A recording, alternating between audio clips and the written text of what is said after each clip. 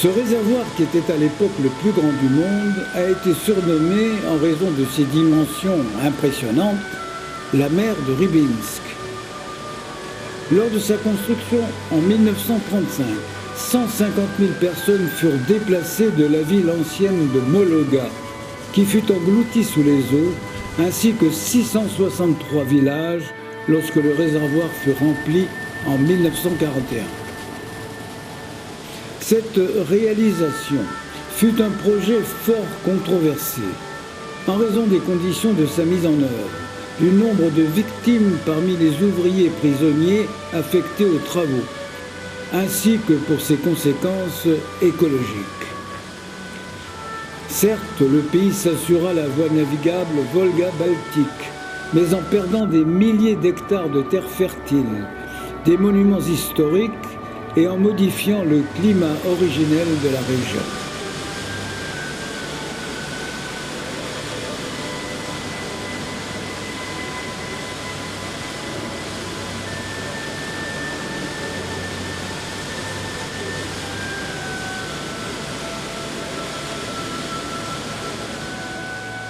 Le monastère de la résurrection de Goritsky fut fondé au XVIe siècle par une princesse qui avait des prétentions au trône pour son fils. Mais après avoir soulevé les habitants contre le grand prince de Moscou, cette intrigante fut contrainte de prendre le voile et de rejoindre avec son fils le monastère qu'elle avait créé. À une dizaine de kilomètres de Goritsy se trouve le monastère de Kirillov, plus connu sous le nom de Saint-Cyril du Lac Blanc.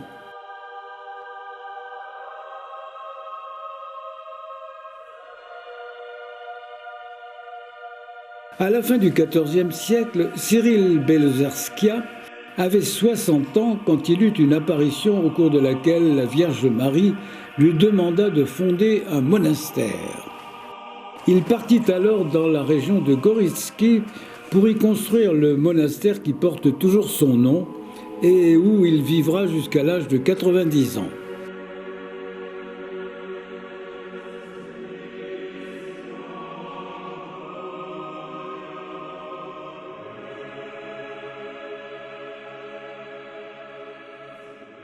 Soutenu par les princes de Moscovie, puis par les tsars, le monastère de Cyril devint rapidement une très puissante force politique. Ivan le Terrible, qui y était né, décida de l'entourer de remparts de 2 km de long pour assurer la protection des moines, mais aussi accessoirement pour y envoyer en exil ses opposants. Le monastère, qui était alors l'un des plus grands de Russie, comptait 400 moines, plus de 20 000 serfs et contrôlait plus de 400 villages. Pierre le Grand réduira progressivement son pouvoir, qui déclinera par la sécularisation de tous ses biens sous Catherine II. Après la révolution russe de 1918, les autorités communistes de la région commencent, une fois n'est pas coutume, à persécuter et à piller le monastère. Malgré cela, la vie monastique se poursuivra jusqu'en 1924, date à laquelle les moines furent chassés et où le dernier père supérieur fut tué par les soviets.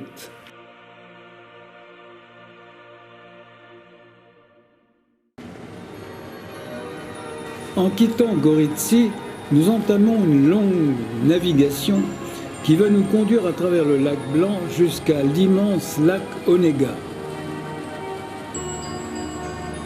La silhouette de l'église de la Nativité du Christ apparaît à l'horizon comme une épave abandonnée qui résiste aux assauts du temps et aux vagues du lac Blanc.